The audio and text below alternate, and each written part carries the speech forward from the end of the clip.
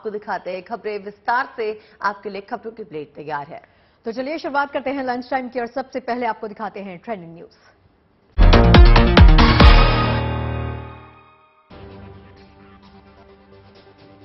अंतरिक्ष में भारत का नया प्रारंभ। श्रीहरिकोटा से पहली बार निजी रॉकेट विक्रम एस ने भरी सफल उड़ान। आतंकी फंडिंग के खिलाफ समिट में बोले प्रधानमंत्री मोदी, आतंक मानवता का दुश्मन है, कुछ देश आतंकियों के मददगार। डीडीसीटी के उपाध्यक्ष जैस्मीन शाह को पद से हटाया गया। एलजी के आदेश के बाद दफ्तर सील। वेलिंगटन में न्यूजीलैंड के साथ टीम इंडिया का मुकाबला। हार्दिक की कप्तानी में सीरीज जीतने को बेकरार भारत। बारिश की वजह से टॉस में देरी। और अब से कुछ ही देर बाद साहित्य आज तक के महाकुंभ का आगाज। दिल्ली के ध्यानचंद स्टेडियम में 3 दिन तक जुटेगी दिग्गज हस्तियां। और चलिए लंच टाइम की शुरुआत करते हैं और सबसे पहले बात कर लेते हैं हिंदुस्तान के अंतरिक्ष कार्यक्रम में। देखिए, आज एक नए युग का प्रारंभ हो गया है। भारत के पहले निजी रॉकेट ने मिशन प्रारंभ के तहत अंतरिक्ष में पहली उड़ान भरी। अब से कुछ ही देर पहले ठीक 11:30 बजे श्रीहरिकोटा से प्राइवेट सेक्टर का बनाया पहला रॉकेट विक्रम एस ने सफलतापूर्वक उड़ान भरी है। इस रॉकेट को हैदराबाद की कंपनी स्काई रूट एयरस्पेस ने तैयार किया है।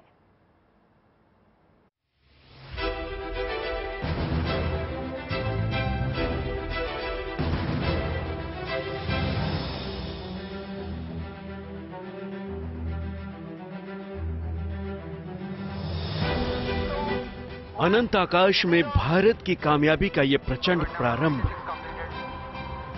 अंतरिक्ष में सफलता का परचम लहरा चुके हिंदुस्तान के नए मिशन का आगाज है।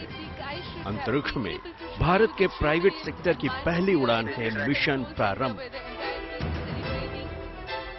आज सुबह जैसे ही घड़ी की सुई ने 11:30 बजे की दस्तक दी, अंतरिक्ष के क्षेत्र में भारत में एक नए युग की शुरुआत हो गई।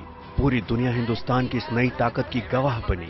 श्रीहरिकोटा के सतीश धवन अंतरिक्ष केंद्र पर सारी तैयारियां पूरी कर ली गई थीं। काउंटडाउन जारी था, सब कुछ योजना के मुताबिक चल रहा था। ठीक 11:30 बजे इसरो ने श्रीहरिकोटा में अपने केंद्र से देश के पहले निजी तौर पर विकसित रॉकेट विक्रम एस को लॉन्च किया और इसके साथ ही महज 4 साल पुराने स्टार्टअप स्काई रूट एयरोस्पेस ने भारत के अंतरिक्ष कार्यक्रम में अपना नाम सुनहरे अक्षरों में दर्ज करा दिया। Thanks, ISRO, for putting India as a frontline nation in the years to come, and a nation to which others would look forward to, vital cues in the journey of space sector. Skyroot aerospace Bharat की पहली private sector company बन गई। 2020 में केंद्र सरकार के space industry को private sector के लिए खोले जाने के बाद स्काई रूट ने भारत के अंतरिक्ष कार्यक्रम में कदम रखा था। इससे पहले भारत के अंतरिक्ष कार्यक्रम में सिर्फ इसरो का ही दखल रहा है। इस मिशन को प्रारंभ नाम दिया गया है। रॉकेट के साथ 2 घरेलू और 1 विदेशी ग्राहक के 3 पेलोड को ले जाया जाएगा। इसमें चेन्नई और आंध्र प्रदेश के 1 और आर्मेनिया का 1 सैटेलाइट ले जाया जाएगा। रॉकेट की लंबाई 6 मीटर है। इसमें घुमाव में स्थिरता के लिए नई तकनीक का इस्तेमाल किया गया है। विक्रम एस की लॉन्चिंग बेहद सस्ती रही। सस्ती लॉन्चिंग की वजह से इसके ईंधन में किया गया बदलाव भी है। आम ईंधन के बजाय इसमें एलएनजी यानी लिक्विड नेचुरल गैस और लिक्विड ऑक्सीजन का इस्तेमाल किया गया है। ये ईंधन किफायती होने के साथ साथ प्रदूषण मुक्त भी है। विक्रम एस के अंतरिक्ष में उड़ान एक तरह की टेस्ट फ्लाइट है। इसकी सफल उड़ान भारत में प्राइवेट स्पेस कंपनी के रॉकेट लॉन्चिंग में एक नए अध्याय की शुरुआत है। भारत दुनिया के उन तमाम चुनिंदा देशों में शामिल हो गया है जहां प्राइवेट कंपनी के रॉकेट अंतरिक्ष में कामयाबी की उड़ान भर रहे हैं। Bureau report, good news today.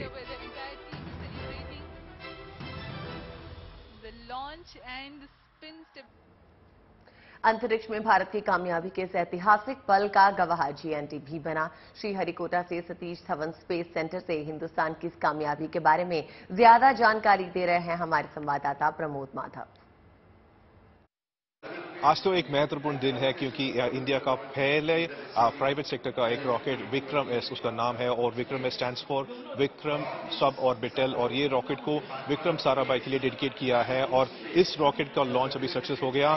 80+ kilometres altitude में इस rocket it went up in the sky, और उसके साथ 3 पेलोड्स उसके साथ है 83 किलोग्राम्स का। उस पे स्पेस किड्स, एक आर्मेनियन पेलोड उसका नाम था, बजूम क्यू और एन स्पेस, इन तीनों कंपनी का पेलोड के साथ इस रॉकेट ने आसमान को टच किया था। और पीछे जो देख रहे हैं उस स्काई रूट का कंपनी ओनर्स और यूनियन मिनिस्टर जितेंद्र सिंह भी यहाँ पे है, वो कंग्रेचुलेट कर रहे हैं क्योंकि this is a very important day, क्योंकि पहले बार एक प्राइवेट सेक्टर का पर्सन इस रॉकेट लॉन्च और स्पेस रेस पे इंडिया से एंटर हुआ है, इसलिए आज का दिन वेरी वेरी इंपॉर्टेंट है। देखिए, नागपुर में कल वायुसेना का एक शानदार एयर शो होने वाला है। एयर फेस्ट 2022 के नाम के इस शो के लिए आज रिहर्सल किया गया। रिहर्सल देखने के लिए बड़ी तादाद में लोग वहां पर पहुंचे। इस एयर शो में हिंदुस्तान के वायु वीरों ने हैरत अंगेज करतब भी दिखाए हैं। देखिए उसकी तस्वीरें।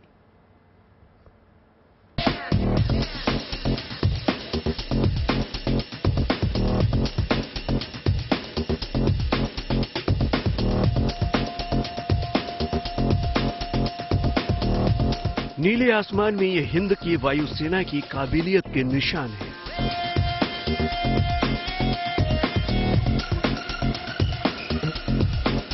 ये वायुसेना के सारंग हेलीकॉप्टरों के शौर्य की उड़ान है।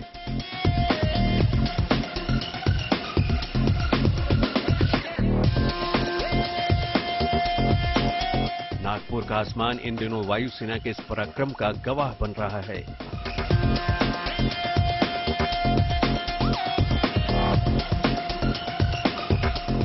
बेहद कम दूरी पर उड़ान भर रहे ये हेलीकॉप्टर अपने हुनर का प्रदर्शन कर रहे हैं।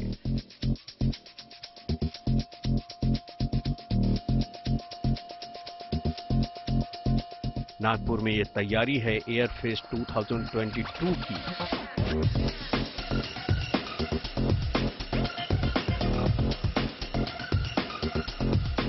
इस एयर फेस्ट के लिए चल रहे रिहर्सल में सारंग हेलीकॉप्टरों ने हैरत अंगेज करतब दिखाए। आसमान में गोते लगाते इस हेलीकॉप्टर को देखकर लोग हैरत में पड़ जाएंगे। हेलीकॉप्टरों की ऐसी उड़ान किसी कल्पना जैसी लगती है।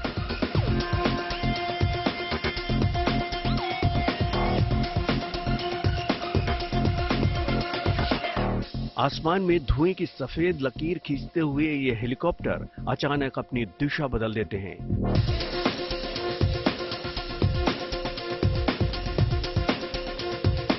विपरीत दिशा में उड़ान भरते हुए ये अलग अलग फॉर्मेशन बना रहे हैं।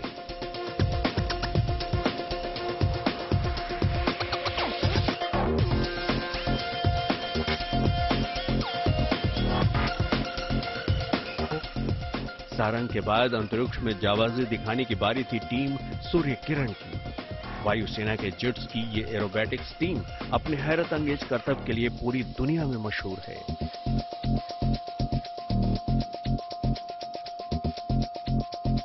पूरे विश्व में 4 से 5 9 aircraft military aerobatic display team है, जिसमें से भारतीय वायुसेना जो चौथी सबसे बड़ी वायुसेना में गिनी जाती है, उसके पास ये ऑनर है कि हमारे पास एक डिस्प्ले टीम है ऑफ फाइटर एयरक्राफ्ट। इस टीम का एम है ना केवल भारतीय वायुसेना का बल दिखाना, बट ऑल्सो सारे नौजवानों और हमारे युवा गणों को मोटिवेट करना ताकि वो डिफेंस सर्विस ज्वाइन कर सकें। नागपुर में वायुसेना की ये ताकत देखने के लिए बड़ी संख्या में लोग जुटे। इस रिहर्सल को देखने पहुंचे बच्चों के लिए भी एयरफोर्स का ये रिहर्सल एक यादगार पल बन गया। Bureau report, good news today.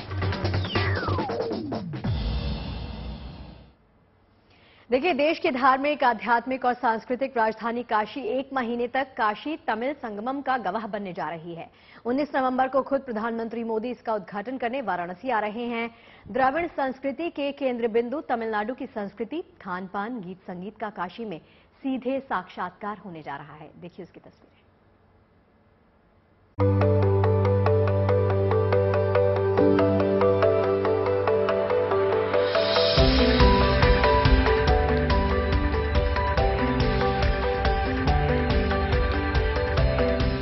Vanakkam Kashi. अगले 1 महीने तमिलनाडु से आए मेहमान कुछ ऐसे ही काशी का अभिनंदन करते नजर आने वाले हैं, क्योंकि उत्तर और दक्षिण के महासंगम के लिए काशी तैयार है। जी हां, ऐतिहासिक नगरी काशी भारत की 2 पौराणिक संस्कृतियों की मिलन की गवाह बनने जा रही है। भारतीय सनातन संस्कृति के 2 पौराणिक केंद्र विश्वेश्वर और रामेश्वर का मिलन बनारस में होने जा रहा है, जिसे नाम मिला है काशी तमिल संगम।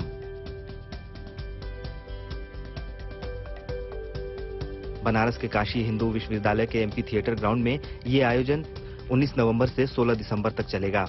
खास बात यह है कि अपने संसदीय इलाके में होने वाले इस संगम का उद्घाटन करने खुद पीएम मोदी 19 नवंबर को वाराणसी आ रहे हैं।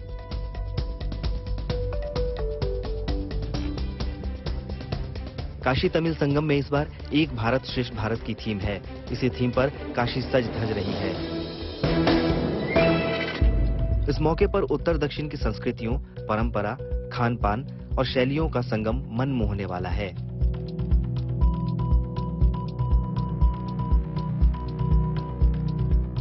करीब 12 समूहों में तमिलनाडु के अलग अलग जिलों, कस्बों और तहसीलों से डेलीगेट्स काशी आने वाले हैं, यानी करीब 2500 लोग इसमें शामिल होंगे। एक ग्रुप यूपी का 4 दिन का दौरा करेगा, जिसमें वो काशी की पौराणिक और आध्यात्मिक सभ्यता को जान सकेंगे। बनारस के साथ ये लोग अयोध्या और प्रयागराज भी जाएंगे। काशी तमिल संगमम का जो आयोजन हो रहा है वो पूरे 1 महीने चलेगा। इसमें अलग अलग ग्रुप्स के माध्यम से ट्रेन से हमारे यहाँ पे ग्रुप्स आएंगे, जिसमें तमिलनाडु के अलग अलग पार्टिसिपेंट्स रहेंगे। 1 महीने का जो पूरा महोत्सव टाइप का जो आयोजन है वो बीएचयू के एम्फी थिएटर में चलेगा, जिसमें हमारी प्रदर्शनियां होंगी, फूड कोर्ट होंगे, कल्चरल प्रोग्राम होंगे। वो 1 महीना काशी के सारे लोग वहां जाके देखेंगे। उत्तर प्रदेश के अन्य हिस्सों से भी लोग उसको देखने के लिए आएंगे। वो पूरा एक आयोजन स्थल महोत्सव की तरह होगा। कल चेन्नई से करीब 200 लोगों के जत्थे को काशी के लिए रवाना किया गया और खुद राज्यपाल ने इस डेलीगेट्स की ट्रेन को हरी झंडी दिखाई। कल से तमिलनाडु का कार्तिक मास शुरू हो गया है। तमिल परंपरा के अनुसार तमिल लोग शिव मंदिर में पूरे कार्तिक महीने दीपक जलाते हैं। इस बार रामेश्वरम की धरती से पधारे ये लोग काशी विश्वनाथ धाम में दीपक जलाएंगे। उत्तर दक्षिण के मिलन के इस 1 महीने चलने वाले कार्यक्रम के लिए लोगों में गजब का उत्साह है। और काशी का बहुत अलौकिक विकास हुआ है, जो आप खुद इसका अनुभव ले सकते हैं। ये तीर्थ स्थल है काशी, काशी विश्वनाथ, उनके लिए कुछ किया जा सके तो स्वाभाविक सी बात है कि एक बहुत बड़ा आत्मीय लगाव जो है वो तमिलियंस के लिए काशी से है। तो ऐसे भी देखा जाए तो उनके लिए ही नहीं, मोदी जी तो पूरे देश के लिए कर रहे हैं, लेकिन हाँ, साउथ वालों के लिए और तमिलियंस के लिए मोदी जी ने बहुत बड़ा कार्य किया है। तमिलनाडु की संस्कृति की झलकियों के लिए हर शाम बीएचयू में सांस्कृतिक कार्यक्रम होंगे, जिसमें तमिलनाडु के लगभग 500 कलाकार अपनी कला का प्रदर्शन करेंगे। हैं उन सभी की प्रदर्शनियां लगाई जाएंगी। साथ ही आने वाले लोगों के साथ इंटरेक्शन होगा, एकेडमिक सेशन होगा। यहाँ के बच्चों को, यहाँ के लोगों को ये सारी प्रदर्शनी दिखाई जाएगी। इसके पैरेलल प्रतिदिन शाम को सांस्कृतिक कार्यक्रमों का आयोजन यहीं पे होगा, जिसमें तमिलनाडु के ही लगभग 500 कलाकार अब उस कार्यक्रम में प्रदर्शन करेंगे। तो इस तरह से यह माह पर्यंत एक भव्य आयोजन है। इस पूरे महीने यहाँ तमिलनाडु के हैंडलूम, हैंडीक्राफ्ट, खाने पीने की वस्तुओं के साथ शैक्षणिक प्रदर्शनी भी लगेगी। यहाँ करीब 75 स्टॉल लगाए जा रहे हैं। साथ ही लघु फिल्मों के जरिए काशी के लोगों को तमिलनाडु के दर्शन भी कराए जाएंगे। हैंडलूम, हैंडीक्राफ्ट्स, इनके सभी प्रोडक्ट्स यहाँ देखने के लिए मिलेंगे, सेल्स होगा और इनके प्रात्यक्षिक भी होंगे। इसी प्रकार तमिलनाडु में हर एक जिले में जो विशेष व्यंजन होते हैं, उन व्यंजनों का यहाँ, खाद्य पदार्थों का यहाँ स्टॉल्स भी होंगे। काशी तमिल संगम की खास बात यह है कि जब समूहों में आ रहे डेलीगेट्स 4 दिन के यूपी दौरे के बाद अपने इलाकों में लौटेंगे तो उनके साथ यूपी में हो रहे विकास कार्यों की कहानियां होंगी। यही नहीं, ये तमिल भाषी एक तरह से यूपी के ब्रांड एम्बेसडर की भूमिका भी निभाएंगे। 1 महीने तक काशी वासियों को मिनी तमिलनाडु के करीब होने का एहसास होगा।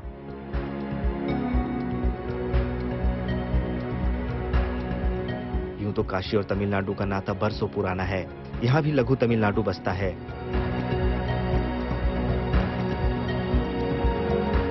काशी तमिल संगम में आने वाले मेहमान काशी के हनुमान घाट इलाके में बसे लघु तमिलनाडु को देख सकेंगे, जहां पीढ़ियों से यहां आकर बसे तमिल परिवार रह रहे हैं। इस संगम के लिए जितना उत्साहित काशीवासी हैं, उतना ही उत्साह तमिलों में भी है। इस महामिलन के जरिए 2000 साल पुरानी काशी तमिल रिश्तों को तो और मजबूती मिलेगी ही, उत्तर और दक्षिण के बीच भी दूरी को कम किया जा सकेगा। क्योंकि काशी तमिल संगम न केवल सांस्कृतिक समन्वय है, बल्कि आर्थिक, धार्मिक, सामाजिक समन्वय का भी प्रतीक है। वाराणसी से रोशन जायसवाल के साथ bureau report, good news today. Kashi corridor की तरह अयोध्या में भी राम जन्मभूमि मंदिर तक पहुंचने के लिए कॉरिडोर का निर्माण किया जा रहा है। इसे 3 अलग अलग मार्गों के जरिए आपस में जोड़ा जा रहा है। श्री राम जन्मभूमि तक पहुंचने वाले इन मार्गों के प्रवेश द्वार पर एक भव्य गेट भी बनाया जाएगा और इनका नाम भी रामकथा के आधार पर ही रखा जाएगा।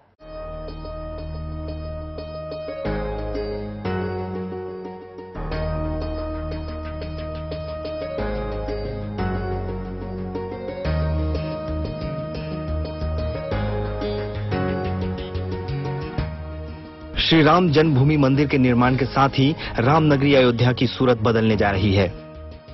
अब अयोध्या में भी वाराणसी के तर्ज पर श्री राम जन्मभूमि कॉरिडोर बनाया जाएगा। सड़कें चौड़ी की जाएंगी और नए रास्ते भी बनाए जाएंगे। कुल मिलाकर ऐसा इंतजाम किया जा रहा है कि राम मंदिर तक श्रद्धालुओं की पहुंच आसान हो और श्री राम जन्मभूमि और दूसरे तीर्थों के दर्शन में कोई परेशानी न हो। नई योजना के तहत हनुमानगढ़ी जाने के लिए दोनों रास्तों को चौड़ा किया जाएगा। श्रृंगार घाट से हनुमानगढ़ी के रास्ते को चौड़ा किया जाएगा। हनुमानगढ़ी से श्री राम जन्मभूमि के रास्ते को भी चौड़ा किया जाएगा। 700 मीटर के रास्ते की चौड़ाई बढ़ाकर 14 मीटर की जाएगी। सुग्रीव किला से राम जन्मभूमि तक लगभग 600 मीटर रास्ते को 100 फीट चौड़ा किया जा रहा है। शहादतगंज से रिकाबगंज, नियावा और हनुमानगढ़ी होते हुए नया घाट तक 20 मीटर चौड़ी सड़क बनेगी। श्रद्धालु और पर्यटकों की संख्या दिनों दिन बढ़ रही है और पीक टाइम पे 50,000, 60,000, 1 लाख तक के श्रद्धालु हो रहे हैं। मेले में तो काफी ज्यादा हो जाते हैं। ऐसे में उनकी जो हमारी आवश्यकता है, जो उनकी सहूलियत है, उसको देखते हुए चौड़ी करके कार्य किए जा रहे हैं। अयोध्या प्रशासन के मुताबिक अयोध्या कॉरिडोर के तहत लखनऊ से शहादतगंज बाईपास होते हुए नया घाट अयोध्या तक जाने वाले मार्ग को रामपथ के नाम से जाना जाएगा। सुग्रीव किला से होते हुए राम मंदिर तक पहुंचने के लिए जो सड़क बनाई जा रही है, उसे जन्मभूमि पथ नाम दिया जाएगा। इसी तरह अयोध्या के श्रृंगार घाट से श्री राम जन्मभूमि तक पहुंचने वाले मार्ग को भक्ति पथ के नाम से जाना जाएगा। सड़कों की चौड़ाई बढ़ाने का मकसद ये है कि आने वाले समय में जब श्रद्धालुओं के लिए श्री राम मंदिर खुले तो इन इलाकों में आवाजाही बढ़ने पर ट्रैफिक जाम की स्थिति न बने। आम लोगों के साथ साथ वीआईपी गाड़ियों की आवाजाही प्रभावित न हो और आवाजाही के वैकल्पिक रास्ते मौजूद हों, ताकि किसी भी स्थिति में कोई दिक्कत न हो। इसके अलावा हमारे चूंकि जब भीड़ बढ़ती है तो स्टैम्पीड ना हो, इसके लिए हमारे पास अल्टरनेटिव रूट्स होने चाहिए। इसी अल्टरनेटिव रूट्स को देखते हुए ये सारे सिस्टम बनाए जा रहे हैं कि सुग्रीव किला से आरजेबी, श्रृंगार घाट से भी आरजेबी और मेन आपका सादरगंज से नया घाट, ताकि पब्लिक का जब फ्लो आए तो हमारे पास बैकअप में कई सारे रास्ते हों, जिससे हम श्रद्धालुओं पर्यटकों को मंदिर के दर्शन भी करा सकें और उनको सहूलियत से उनके आवागमन में बाधा भी न हो। जो सड़कें बनाई जा रही है उनके किनारे मल्टी लेयर पार्किंग और पीने के पानी सहित सभी बुनियादी सुविधाएं मौजूद होंगे। हालांकि रास्तों की चौड़ाई बढ़ाने और अयोध्या कॉरिडोर तैयार करने के सिलसिले में स्थानीय दुकानदारों की रोजी रोटी पर असर होने की आशंका है, लेकिन प्रशासन का दावा है कि उन्हें पर्याप्त मुआवजा दिया जाएगा।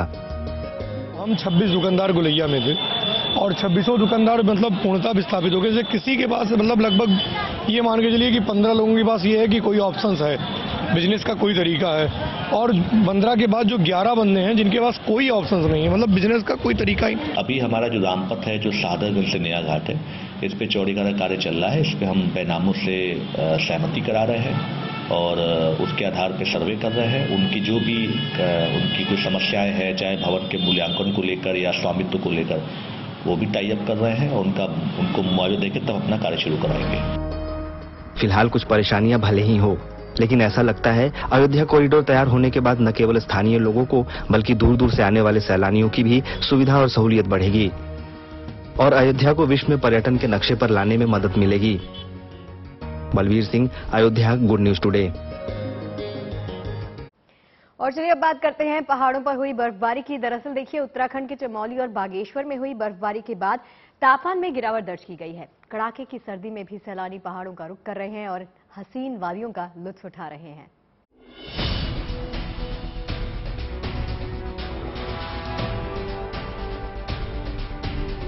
बर्फ की सफेद चादर में लिपटी पहाड़ी, मन को मोह लेने वाला दिलकश नजारा। इस साल पहाड़ों पर नवंबर महीने से ही बर्फबारी की शुरुआत हो चुकी है। यह खुशनुमा मौसम सैलानियों के लिए बेहद खास हो जाता है। लोग परिवार के साथ इस मौसम का लुत्फ उठाने के लिए इन हसीन वादियों में पहुंचने लगते हैं। अब आप जरा उत्तराखंड के चमोली की इन तस्वीरों को देखिए। आलम ऐसा है कि पानी भी जमने लगा है। मगर ऐसी कड़ाके की सर्दी में भी इन लोगों के हौसलों को देखिए, जो इन ऊंची पहाड़ियों पर ट्रैकिंग करने के लिए आए हैं। सैलानियों के आने से बाजारों में रौनक आ गई है। कोई शॉल खरीदता नजर आ रहा है, तो कोई सुबह की शुरुआत गर्मा गर्म पकवान से कर रहा है। सर्दी के सितम से बचने के लिए लोग अलाव का सहारा ले रहे हैं। इन्हें देख लगता है मानो ठंड बेहिसाब है, फिर भी जिंदगी जिंदाबाद है। पानी भी जम रहा है यहाँ पे, जैसे मतलब नल अगर आप खोलेंगे नहीं तो पानी जम जाता है और धूप आती है तभी वो पानी आता है। पहाड़ियों पर हुई बर्फबारी के चलते बद्रीनाथ धाम में भी कड़ाके की सर्दी है। तापमान माइनस तक लुढ़क चुका है। 19 तारीख को बद्रीनाथ धाम के कपाट बंद होने हैं। ऐसे में जबरदस्त सर्दी भी भक्तों के जुनून को जमा नहीं सकी। कड़ाके की सर्दी को देखते हुए बद्रीनाथ नगर पंचायत ने इन दिनों यहां आने वाले यात्रियों और साधु संतों के लिए अलग अलग जगहों पर अलाव की व्यवस्था भी की है। यहाँ पे सुबह शाम माइनस में टेम्परेचर है, बहुत ज्यादा ठंड बढ़ रही है। दोपहर में धूप निकलने के बाद अचानक फिर से बादल आ जाते हैं और जो यहाँ पे पर्यटक हैं वो इसको एंजॉय भी कर रहे हैं और हल्की ठंड में यात्रा अभी भी बढ़िया चल रही है। ये बेहद दिलकश नजारा बागेश्वर के कौसानी का है। इन बर्फीली चोटियों को देखकर आपको भी यहाँ पड़ रही जबरदस्त ठंड का अंदाजा तो लग ही जाएगा। इन खूबसूरत वादियों का दीदार करने आए सैलानी ठंड से बचने के लिए अलाव सेंकते नजर आ रहे हैं। आखिरकार पहाड़ों का असली मजा तो बर्फबारी में ही आता है। बागेश्वर से जगदीश पांडे और चमोली से कमल नयन के साथ गुड न्यूज टुडे। चलिए बात कर लेते हैं दिल्ली की, जहां पर ट्रेड फेयर में पूरे हिंदुस्तान के रंग देखे जा सकते हैं। देश के अलग अलग संस्कृति के प्रतीकों, हैंडीक्राफ्ट, शिल्प के साथ दिल्ली में हिंदुस्तान का जायका भी आपको देखने को मिल रहा है। हमारी सहयोगी नवजोत रंधावा ने लिया ट्रेड फेयर में हिंदुस्तानी जायके का जायजा। देखिए।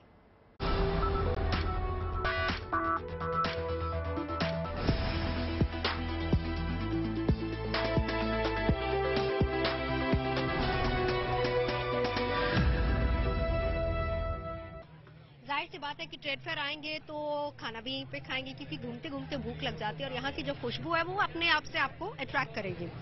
जम्मू कश्मीर पवेलियन और जम्मू कश्मीर फूड खाने में अगर आप इंटरेस्टेड हैं तो यहाँ पर आपका स्वागत है। क्या क्या चीजें दे रहे हैं यहाँ पर? मैम, यहाँ के जो जम्मू कश्मीर की जो स्पेशल खाने हैं, हमारे डोगरी खाने, कश्मीर के खाने, जो हमारा वहाँ का फेमस केसर का टी है, सैफरन टी है, ये देखिए इसकी मेक बन रही है। ये इस तरह बनता है, इसको समोवर कहते हैं मैम। इसमें यहाँ से कोले डाले जाते हैं आग, और ये बहसी केसर से बनता है और इसमें कुछ स्पेशल कुछ थोड़े वो लेटेस्ट कश्मीरी मसाले थोड़े और अपना केसर डाल के ये कहवा बनता है जी, जो कि सेहत के लिए बहुत अच्छा होता है। सर्दियों में को बड़ा अच्छा होता है, बच्चों के लिए भी। मौसम वैसे ठंडा हो रहा है, शाम होते होते एक कहवा लिया जा सकता है। इसके अलावा यहाँ का जो ऑथेंटिक फूड है आप ले सकते हैं, रिश्ता और साथ ही रोगन जोश। ये किससे बनते हैं?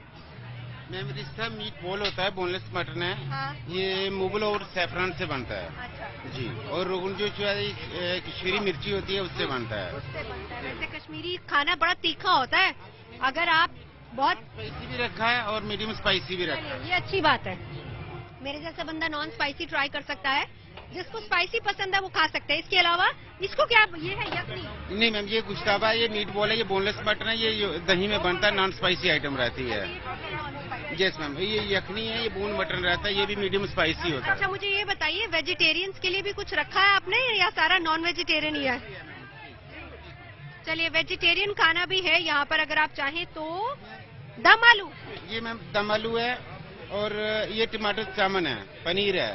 अच्छा, ये दोनों मीडियम। क्या बोलते हैं इसको? टमाटर चामन, पनीर। जी मैम। पनीर की आइटम है टमाटर चामन, जो कि आप खा सकते हैं। ये नदरू यखनी, कमल ककड़ी, लोटस स्टेम जो है। ये हाथ साग होता है, हमारा कश्मीरी साग ही स्पेशल होता है ये मैम। वेजिटेरियन के लिए भी है। मैम हमारा भद्रवाही राजमा है, ये एनके का फेमस होता है। ये आरएसपुरा का राइस है हमारे पास मैम। जी मैम। आरएसपुरा का राइस है और आपका ऑथेंटिक राजमा भद्रवाह का है मैम। भद्रवाह का राजमा है। मीठे में क्या खिला रहे हैं? मीठे में फिर नहीं होता हमारे पास। जी मैम, वो ड्राई फ्रूट और सूजी से बनता है, मिल्क से मैम। जी तो चलिए, कश्मीरी खाना मैंने आपको फिलहाल मेन्यू दिखा दिया है। मेरे मुंह में पानी आ रहा है, बट और बहुत सारे ऑप्शंस हैं। थोड़ा सा आगे मूव ऑन होता है, क्योंकि कश्मीर से जब आप थोड़ा सा आगे चलेंगे तो आपको यहाँ पर अवध का टेस्ट भी नजर आ जाएगा। लखनऊ के मशहूर गलाउटी कबाब, नॉन वेजिटेरियन अगर खाना चाह रहे हैं तो वो लोग ये खा सकते हैं। क्या क्या लेकर आए आप? मटन गलौटी कबाब है, बोटी मसाला है, मुर्ग लगन चिकन है, दम बिरयानी है। दम बिरयानी है, ये सब नॉन वेजिटेरियन रोटी है। हाँ जी, नॉन वेज। वेजिटेरियन के लिए है? वेजिटेरियन है, छोला भटूरा है, सैंडविच है। छोले भटूरे तो दिल्ली वाली बात हो गई। असल अवधी खाना जो है यही है, दम बिरयानी। उल्टे तवे का पराठा होता है, अवधी पराठा, रुमाली रोटी है और फेमस गलौटी कबाब है मटन के। और जी चलिए, बहुत खूब। मतलब ये आपके स्वाद पे निर्भर करता है कि उस समय कौन सी खुशबू ज्यादा आपको अट्रैक्ट कर रही है। तो आपके पास ऑप्शंस बहुत सारे, कुछ और ऑप्शंस चलिए मैं एक्सप्लोर करती हूँ। And now coming to Bihar. वैसे नॉर्मली हम जैसे पंजाबी लोग जब बिहार जाते हैं हम सिर्फ लिट्टी चोखा खाते हैं, लेकिन यहाँ पर आपको एक्चुअल बिहार का पूरा टेस्ट मिल जाएगा। मैं कुछ नहीं जानती हूँ, क्योंकि मैं जानते हुए भी बोलूंगी तो मेरे बिहारी दोस्त जरूर मेरे को गुस्सा करेंगे कि तुमको नहीं पता था तो नहीं बोलना था। इसलिए आप ही समझाइए जनाब, ये क्या क्या है? ये मैडम बिहार का नरसा है, मावा किससे बनता है? ये मावा ड्राई फ्रूट स्टफिंग होता है, अंदर में खोवा होता है, राइस पाउडर होता है, ऊपर में तिल होता है। इसे मावा का नरसा कहते हैं। गया का फेमस आइटम है। दिखाइए जरा, हम भी टेस्ट करके देखें। लोगों को बेहद पसंद आता है। हाँ, थोड़ा सा हाफ करके दीजिए। मेरे हाथ में माइक है इसलिए मैं चाहूंगी मैं थोड़ा सा टेस्ट करूँ। लोगों को बेहद पसंद आता है मावा का नरसा। बिल्कुल मिस नहीं करना चाहिए। ये क्या है? ये मावे का चंद निकला है मैडम। ये मावा स्टफिंग होता है, मैदे की लेयर से बनता है। बहुत बढ़िया टेस्ट आता है, लोगों को बेहद पसंद आता है दिल्ली के लोगों को। नरसा, मावे का नरसा। ये लिट्टी चोखा मावा। लिट्टी डिपेंड करता है कि आप ड्राई लेना चाहें, हेल्थ कॉन्शियस लोग, या देसी घी में लेना चाहे। उन पंजाब वाले ने तो देसी घी ओची डिबो के खानी है। मतलब हम बिहार आएंगे तो हम ऑब्वियसली इसमें डिप करके खाएंगे। तो मेरी फेवरेट यही है, मैं तो यही खाने वाली हूँ। और इसके बाद कुछ और मिठाइयाँ भी आप लोग लेकर आए हैं। ठीक है, यहाँ से शुरू करते हैं। ये क्या है? ये लौंग लता मिठाई होता है मैम। क्या होता है? मावे और इसके अंदर वो सूजी फिलिंग रहती है। और ये क्या है? वो गाजा मिठाई बोलते हैं, गाजा मिठाई। वो भी मीठा होता है, मैदे का और चीनी का बनाया हुआ रहता है। देन जलेबी आपको मिल जाएगी। Then you have litti chokha, सब कुछ आपको मिल जाएगा। तो ये डिपेंड करता है कि बिहार में अगर आप आएंगे तो एक प्रॉपर आपको थाली स्टफिंग हो जाएगी थोड़ी बहुत। मतलब आपको बहुत अच्छा लगेगा यहाँ पर आके। मैडम, आपने बिहार ही क्यों चुना? क्योंकि मैं बिहार से हूँ। ओह, तो यहाँ का लिट्टी चोखा आपको तो बहुत अच्छे से बनाना आता है। हम जैसे बंदे तो फिर भी आके खाएंगे। नहीं, एक्चुअली बनाना तो आता है, बट फिर जब एक अपने स्टेट का जब लगा हो तो उसका अलग ही अपनापन होता है। क्या बात है, बहुत अच्छी बात है। मैं स्टिल ढूंढ रही हूँ, मुझे कहीं साग मक्के की रोटी मिल जाए, वो अभी तक मुझे नहीं मिली है। लेकिन ये बिहार का litti chokha you must try.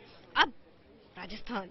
Actually अगर आपको राजस्थान का खाना खाना है तो मेरे ख्याल से आपको यहाँ पर आना चाहिए, जहां आपको दाल बाटी चूरमा जरूर मिलेगा। तो राजस्थानी फ्लेवर। सर, आप इससे पहले कि आगे जाएं, मैं चाहूंगी कि आपने राजस्थान का खाना क्यों चूज किया? आप मास्क उतार सकते हैं, हमारा सोशल डिस्टेंसिंग।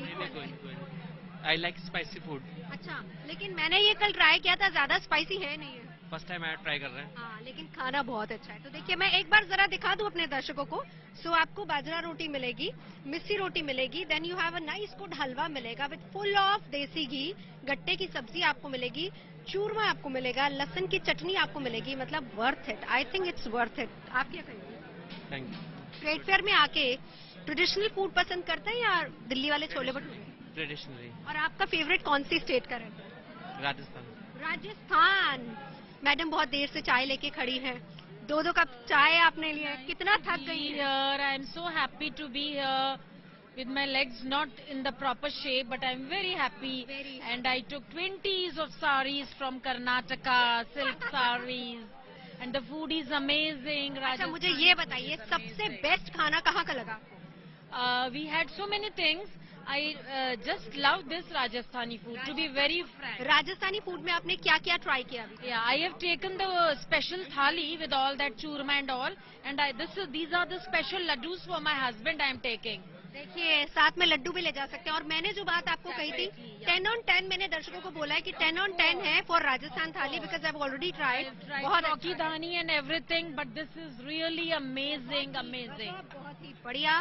तो आए अगर यहाँ पर तो देखिए पेट पूजा यहीं पे अच्छी लगेगी। अब ये आप पे डिपेंड करता है। ऑप्शन स्टेट वाइज मैंने आपको दे दिया है। केरला आपको मिलेगा, झारखंड मिलेगा, महाराष्ट्र आपको मिलेगा, अवध का खाना मिलेगा, आपको जम्मू कश्मीर मिलेगा, आपको बिहार मिलेगा, आपको राजस्थान मिलेगा।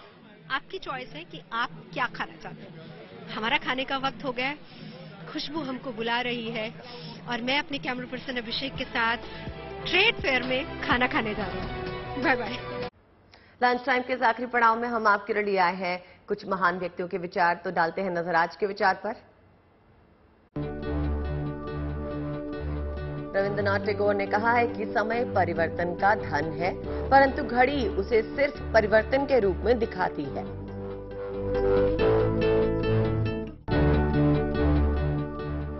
उम्मीद है खबरों के इस लंच टाइम में आपको पेट भर जानकारियां मिल गई होंगी। और चलिए इस वादे के साथ छोड़ जाते हैं, मुलाकात होगी हम दोनों के साथ लंच टाइम में मंडे को। अपना बहुत ख्याल रखिए, देखते रहिए गुड न्यूज टुडे। नमस्कार।